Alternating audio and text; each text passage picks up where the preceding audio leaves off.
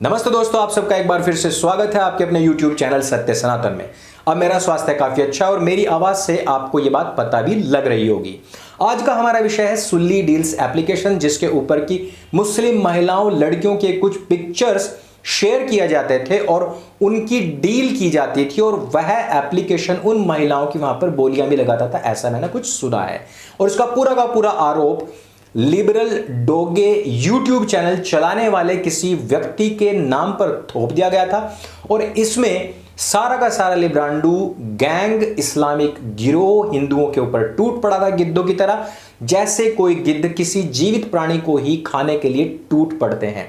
हिंदू केवल चिल्लाता रह गया था, लेकिन उनकी सुनवाई कहीं पर नहीं हुई। यही नहीं, इस वामपंथी लिबरल गिरोह और इस्लामिक गैंग ने साथ मिल करके हिंदुओं की आस्थाओं, उनकी पुस्तकों और उनके महापुरुषों तक को भी नहीं बख्शा था। और उन्होंने कहा कि क्या आपकी पुस्तकों में यही कुछ सिखाया जाता है? हालांकि हमारी पुस्तकों में कहीं पर भी अपने ही बेटे की वाइफ के साथ में जिना करके उसको छुप छुप कर बाथरूम में नहाते हुए देखने की बात नहीं कही गई है। हालांकि हमारी पुस्तकों में कहीं पर भी अपने बेटे की बीवी से ही निकाह करने की भी कोई चर्चा नहीं की गई है। हालांकि हमारी पुस्तकों में कहीं पर भी महिलाओं को खेती नहीं बताया गया है। हालांकि हमारी पुस्तकों में कहीं पर भी एक ही व्यक्ति से चार चार बीवियों की शादी की भी बात नहीं कही गई है, अर्थात महिलाओं के ऊपर यौनाचार की बात नहीं कही गई है। कहीं पर भी उनको वैश्याओं की भांति रखने और अपने हरम बनाने की भी बात नहीं की गई है, जो कि किन्हीं लोगों के कथित मजहबी पवित्र ग्रंथों में कही गई हैं। हालांकि कहीं पर भी नहीं कहा गया, फिर भी हिंदुओं ने सारी बात सुनी है।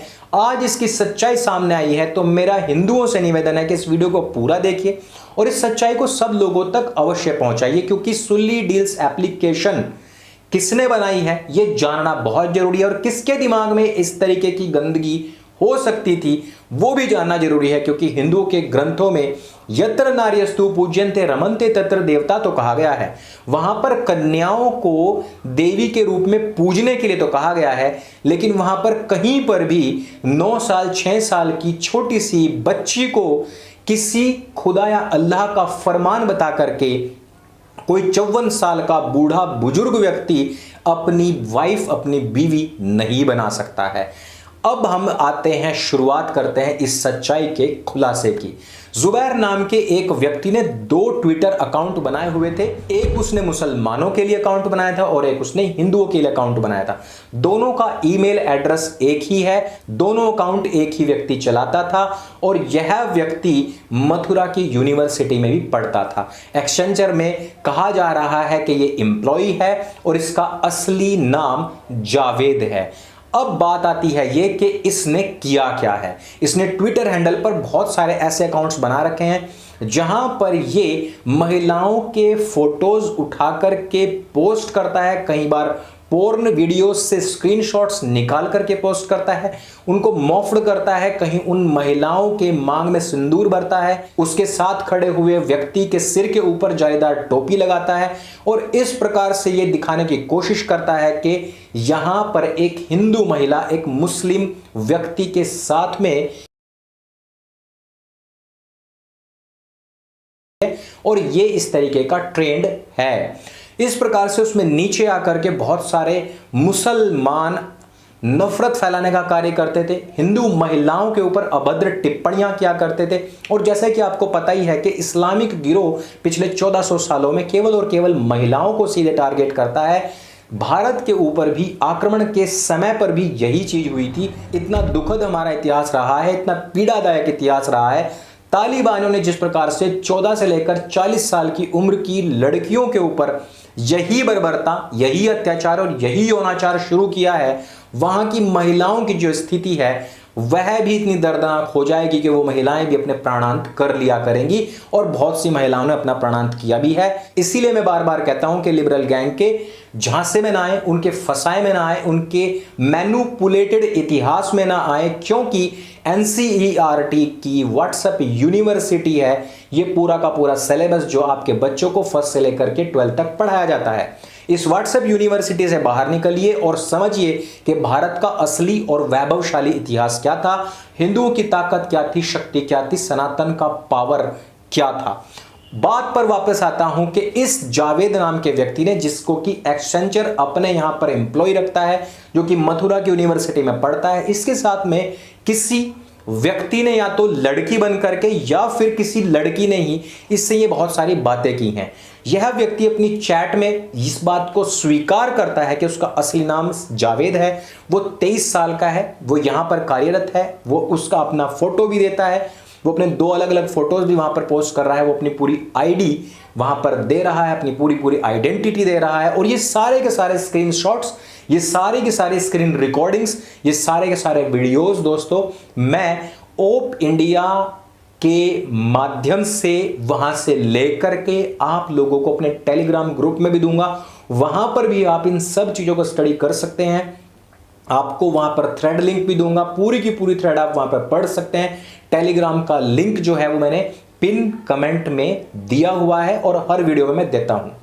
अब आप जरा सोचिए कि जावेद नाम का व्यक्ति खुद मुस्लिम महिलाओं की बोली लगाने के लिए एप्लीकेशन बनाता है।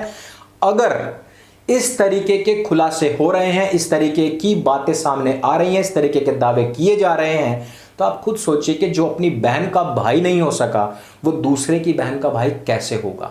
यहां पर यह व्यक्ति 2 अकाउंट बना करके करता क्या है, ये हिंदू और मुसलमानों को इस प्रकार से भिड़ाने की कोशिश करता है कि जहां पर हिंदुओं की महिलाओं और मुस्लिम महिलाओं के लिए भी इसी प्रकार की पोस्ट्स की जाती हैं। जावेद ये कहता है कि मैं इंटरफेथ लव में विश्वास रखता हूं, लेकिन यहां पर दोस्तों लव नहीं हो रहा है, यहां पर तो कुछ और ही हो जा रहा है। और इस तरीके से पूरा का पूरा ट्विटर गंदगी से भरा हुआ है, जहां पर हिंदू महिलाओं के प्रति यौनाचार की सनक इस कदर बिखेरी जा रही है जिसके बारे में आप और हम सोच तक नहीं सकते हैं।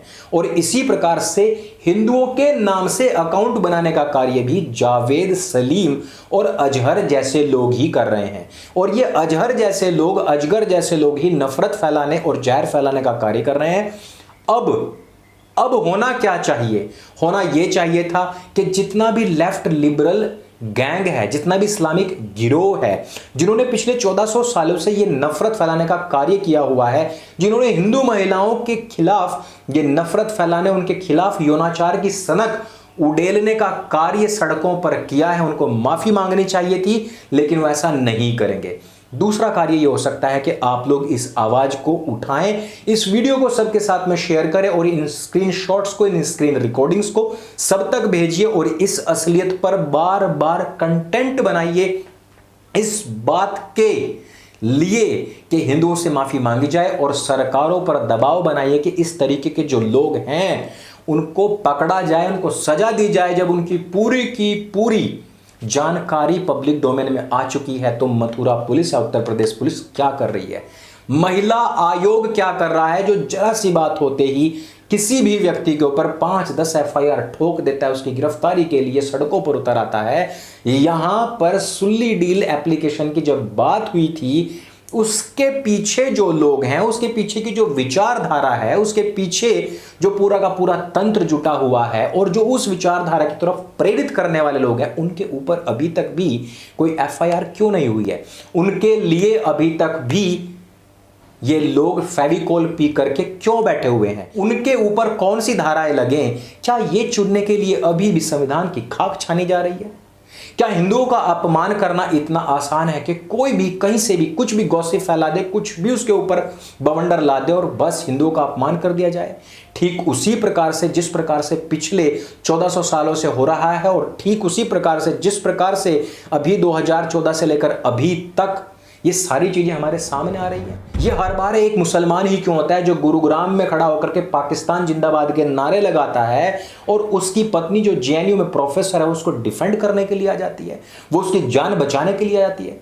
जेएनयू से मुझे याद आया कि काउंटर टेररिज्म का सिलेबस बनाया गया, तो यही इस्लामिक लोग इस सच्चाई को स्वीकार करने के बजाय वहां पर धमकियां खेल रहे हैं। जिसके खतने के समय 2 बूंद खून इस मिट्टी पर गिर गई, वो भी कहता है कि मेरा भी खून शामिल है इस जमीन में। जो खुद तालिबान को सपोर्ट करते हैं, हिंदू को बदनाम करने का कार्य करते हैं, जो जावेद अपनी बहन बेटियों की खुली मंडी लगाने के लिए तैयार है सोशल मीडिया के ऊपर, उन लोगों से आप भाईचारा जो निभा रहे हैं, उन लोगों के ऊपर धाराएं लगाने से पहले महिला आयोग को संविधान की धाराओं की खाक छाननी पड़ रही है। इससे बड़ा दुर्भाग्य नहीं हो सकता दोस्तों। लेकिन आप लोग अपनी ताकत को दिखाइए, सच्चाई को सामने लाइए, इस सच्चाई को सब तक पहुंचाइए और सब लोगों को बताइए कि इन सब चीजों के पीछे कोई ना कोई जावेद, कोई ना कोई सलीम, कोई ना कोई अख्तर, कोई ना कोई मोहम्मदीन और कोई ना कोई अजगर ही है।